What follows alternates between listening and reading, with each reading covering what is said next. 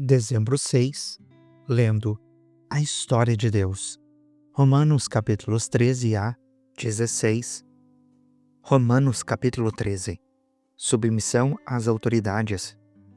Todos devem sujeitar-se às autoridades governamentais, pois não há autoridade que não venha de Deus. As autoridades que existem foram estabelecidas por Ele.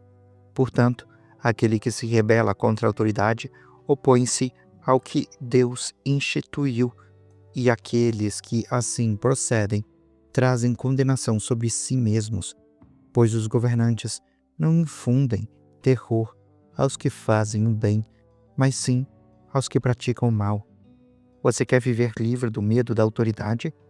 Pratique o bem, e ela o enaltecerá, pois é serva de Deus para o seu bem. Mas, se você praticar o mal, tenha medo, pois a autoridade não porta a espada sem motivo. É serva de Deus, agente da justiça para punir quem pratica o mal.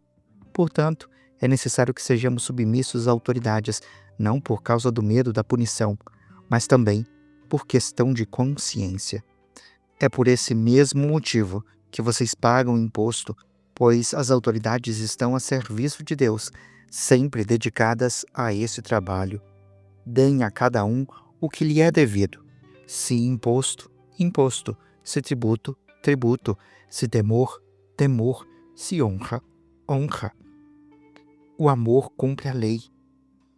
Não devam nada a ninguém, a não ser o amor de uns pelos outros, pois aqueles que amam ao seu próximo cumpriu a lei. Pois estes mandamentos: não adultere, não assassine, não furte, não cobice, e qualquer outro mandamento, todos se resumem neste preceito: ame ao seu próximo como a você mesmo. O amor não pratica o mal contra o próximo. Portanto, o amor é o cumprimento da lei.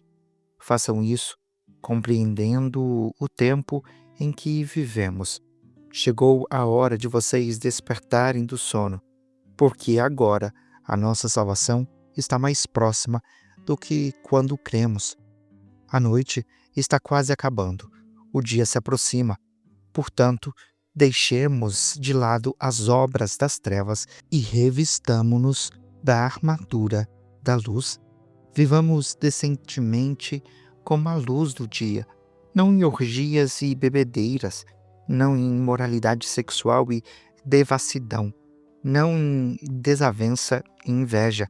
Ao contrário, revistam-se do Senhor Jesus Cristo e não fiquem pensando em como satisfazer os desejos da carne. Romanos capítulo 14. Os fracos e os fortes. Recebam quem é fraco na fé, mas não para discutir em assuntos controversos. Um crê que pode comer de tudo, já outro, sendo fraco na fé, come apenas hortaliças. Aquele que come de tudo não deve desprezar quem não come, e aquele que não come de tudo não deve condenar quem come, pois Deus o aceitou. Quem é você para julgar o servo alheio? É para o seu próprio Senhor que ele está em pé ou cai, e ficará em pé, pois Deus é capaz de sustentá-lo. Há quem considere um dia mais sagrado que o outro, há quem considere iguais todos os dias. Cada um deve estar plenamente convicto em sua própria mente. Aquele que considera um dia especial, para o Senhor o faz. Aquele que come carne, para o Senhor come, pois dá graças a Deus. Aquele que não come, para o Senhor não come e dá graças a Deus, pois nenhum de nós vive apenas para si mesmo, e nenhum de nós morre apenas para si. Se vivemos, vivemos para o Senhor. Se morremos, morremos para o Senhor. Assim, quer vivamos, quer morramos, somos do Senhor. Por essa razão, Cristo morreu e voltou a viver para ser Senhor de vivos e de mortos. Portanto, por que você julga o seu irmão? E por que o despreza? Pois todos compareceremos diante do tribunal de Deus, porque está escrito: tão certo como vivo, diz o Senhor, diante de mim todo joelho se dobrará e toda língua confessará que sou Deus. Assim, cada um de nós prestará contas de si mesmo a Deus. Portanto, deixemos de julgar uns aos outros. Em vez disso, façamos o propósito de não pôr pedra de tropeço ou obstáculo no caminho do irmão. Estou convencido, sendo completamente persuadido no Senhor Jesus, de que nada é impuro em si mesmo. Mas, se alguém considera algo impuro, então, para tal pessoa é impuro. Se o seu irmão se entristece por causa do que você come, então você já não está agindo por amor. Não destrua o seu irmão, por quem Cristo morreu, por causa da sua comida. Portanto, não deixe aquilo que vocês considerem por ser difamado, pois o reino de Deus não é comida nem bebida, mas justiça, paz e alegria no Espírito Santo. Aquele que assim serve a Cristo é agradável a Deus e aprovado pelos homens. Por isso, esforcemo-nos em buscar tudo quanto conduz à paz e à edificação mútua. Não destrua a obra de Deus por causa da comida. Todo alimento é puro, mas é errado comer qualquer coisa que faça os outros tropeçarem. É melhor não comer carne, nem beber vinho, nem fazer qualquer outra coisa que leve o seu irmão a cair. Assim, seja qual for o seu modo de crer a respeito dessas coisas, que isso permaneça entre você e Deus. Bem-aventurado o homem que não se condena naquilo que aprova, mas aquele que tem dúvida é condenado se comer, porque não come com fé, e tudo o que não provém da fé é pecado. Romanos capítulo 15. Nós, que somos fortes, devemos suportar as fraquezas dos fracos em vez de agradar a nós mesmos. Cada um de nós deve agradar ao seu próximo para o bem dele, a fim de edificá-lo. Pois Cristo também não agradou a si mesmo, mas, como está escrito, os insultos daqueles que te insultam caíram sobre mim. Entretanto, tudo o que foi escrito no passado tinha o propósito de nos ensinar, de forma que, por meio da perseverança e do encorajamento das Escrituras, mantenhamos a nossa esperança. Que o Deus paciente e encorajador dê a vocês um espírito de unidade, segundo Cristo Jesus, para que juntos e a uma só voz glorifiquem ao Deus e Pai do nosso Senhor Jesus Cristo. Portanto, aceitem uns aos outros da mesma forma que Cristo os aceitou, a fim de que vocês deem glória a Deus. Pois eu digo a vocês que Cristo se tornou servo dos que são da circuncisão, por amor à verdade de Deus, para confirmar as promessas feitas aos patriarcas, a fim de que os gentios glorifiquem a Deus por sua misericórdia, como está escrito.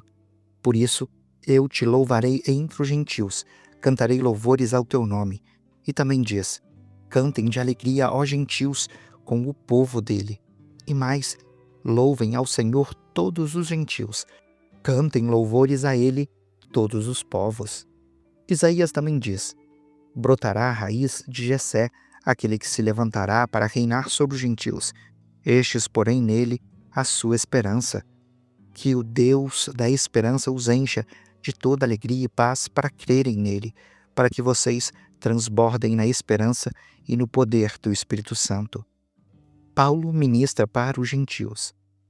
Meus irmãos, eu mesmo estou convencido de que vocês estão cheios de bondade, plenamente instruídos e são capazes de aconselhar uns aos outros a respeito de alguns assuntos. Escrevi a vocês com toda a franqueza, principalmente para relembrá-los deles, por causa da graça que me foi dada por Deus, de ser um ministro de Cristo Jesus para os gentios. Ele deu a mim o dever sacerdotal de proclamar o Evangelho de Deus para que os gentios se tornem uma oferta aceitável a Deus, santificada pelo Espírito Santo. Portanto, eu me glorifico em Cristo Jesus no meu serviço a Deus. Não me atrevo a falar de nada além daquilo que Cristo realizou por meu intermédio para levar os gentios a obedecerem a Deus. Fiz isso em palavra e ação, pelo poder de sinais e maravilhas, mediante o poder do Espírito de Deus. Assim, desde Jerusalém e arredores até o Ilírico, proclamei plenamente o Evangelho de Cristo. Sempre fiz questão de pregar o Evangelho onde Cristo, ainda não era conhecido, de forma que não estivesse edificando sobre alicerce de outro. Antes, como está escrito, hão de vê-lo aqueles que não tinham ouvido falar dele, e compreenderão aqueles que não haviam escutado. É por isso que muitas vezes fui impedido de chegar até vocês. Paulo planeja visitar a igreja em Roma. Agora, porém, não havendo nessas regiões nenhum lugar em que precise trabalhar, e visto que há muitos anos anseio ver vocês, planejo fazer isso quando for à Espanha. Espero visitá-los de passagem e dar a vocês a oportunidade de me ajudarem na minha viagem para lá, depois de ter desfrutado um pouco a companhia de vocês. Agora, porém, estou de partida para Jerusalém a serviço dos santos, pois a Macedônia e a Acaia tiveram a alegria de contribuir para os pobres que estão entre os santos de Jerusalém. Tiveram prazer nisso, e de fato são devedores aos santos de Jerusalém, pois se os gentios participarem das bênçãos espirituais dos judeus, devem também servir a vocês com os seus bens materiais. Assim, depois de completar essa tarefa e de ter a certeza de que eles receberam esse fruto, irei à Espanha e, de passagem, visitarei vocês. Sei que, quando for visitá-los, irei na plenitude da bênção de Cristo. Peço a vocês, irmãos, pelo nosso Senhor Jesus Cristo e pelo amor do Espírito, que se unam a mim na minha luta, orando a Deus em meu favor. Orem para que eu esteja livre dos descrentes da Judéia e para que o meu serviço em Jerusalém seja aceitável aos santos, de forma que, pela vontade de Deus, eu os visite com alegria e que encontre refrigério na companhia de vocês. O Deus da paz seja com todos vocês. Amém. Romanos capítulo 16. Saudações pessoais. Recomendo a vocês a nossa irmã Febe, serva da igreja em Cencreia. Peço que a recebam no Senhor, como convém aos santos, e que a ajudem em tudo o que necessite, pois ela tem sido de grande auxílio para muita gente e também para mim. Saúdam Priscila e Áquila, meus cooperadores em Cristo Jesus. Eles arriscaram a vida por mim. Não somente eu lhes agradeço, mas também todas as igrejas dos gentios. Saúdem também a igreja que se reúne na casa deles. Saúdem Epineto, o meu amado irmão, que foi o primeiro convertido a Cristo na província da Ásia. Saúdam Maria, que trabalhou arduamente por vocês. Saúdem Andrônico e Júnia, meus parentes e companheiros de prisão. Eles são bem conhecidos pelos apóstolos e estavam em Cristo antes de mim. Saúdam Ampliato, meu amado irmão no Senhor. Saúdem Urbano, nosso cooperador em Cristo, e meu amado irmão Estaques. Saúdem Apeles, aprovado em Cristo. Saúdam os que pertencem à casa de Aristóbulo. Saúdem Herodião, meu parente. Saúdem os da casa de Narciso, que estão no Senhor. Saúdem Trifena e Trifosa, mulheres que trabalham arduamente no Senhor. Saúdem a amada Perside, que também trabalhou arduamente no Senhor. Saúdem Rufo, eleito no Senhor, e a sua mãe, que tem sido mãe também para mim. Saúdem Assíncrito, Flegonte, Hermes, Pátrobas, Hermas e os irmãos que estão com eles. Saúdem Filólogo, Júlia, Nereu e a sua irmã, bem como Olimpas e todos os santos que estão com eles. Saúdem uns aos outros com um beijo santo. Todas as igrejas de Cristo enviam saudações. Peço, irmãos, que tomem cuidado com aqueles que causam divisões e põem obstáculos ao ensino que vocês aprenderam. Afastem-se deles, pois essas pessoas não servem a Cristo, o nosso Senhor, mas os seus próprios apetites.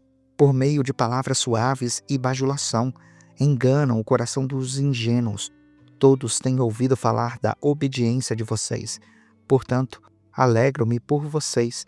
Quero, no entanto, que sejam sábios em relação ao que é bom e puros em relação ao que é mal.